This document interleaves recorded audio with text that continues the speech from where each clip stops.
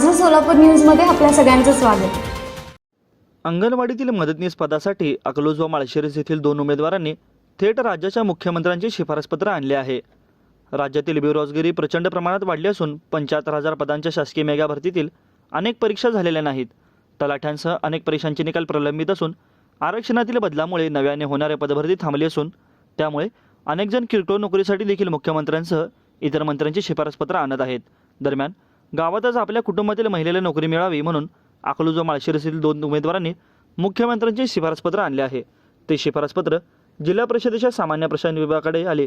त्यानंतर महिला व बालकल्याण विभागाने यापूर्वी त्या दोन्ही ठिकाणी मदतनीस पद रिक्त नसल्याने संबंधितांना कळवले. पण आता मदतनीस पदांची भरती सुरू झाल्याने मुख्यमंत्र्यांच्या शिफारसपत्रानुसार त्या दोन्ही अर्जांचा प्राधान्याने विचार करावा असे तालुक्याच्या प्रकल्प अधिकाऱ्यांनी कळविण्यात आले आहे.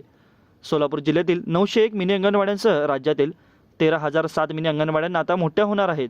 त्यामुळे या सर्वच अंगणवाड्यांमध्ये आता नव्याने मदतनीस पदे भरतीची कार्यवाही सुरू असून गावागावातील इयत्ता 12वी उत्तीर्ण 13,000 तरुणींसह महिलांना त्या ठिकाणी नोकरीची सुवर्णसंधी मिळणार आहे.